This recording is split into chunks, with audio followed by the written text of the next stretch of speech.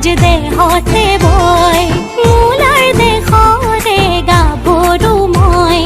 কনকলতাৰ তেজ দেহতে বয় শত শ্বহীদৰ ত্যাগৰ সিয়াতি পাহৰিব নোৱাৰি সেই কাহিনী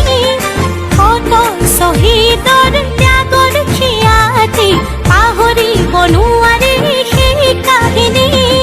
বীৰাংগনা মই এই অসমৰ জীয়ৰী বীৰাংগনা মই এই অসমৰ জীয়ৰী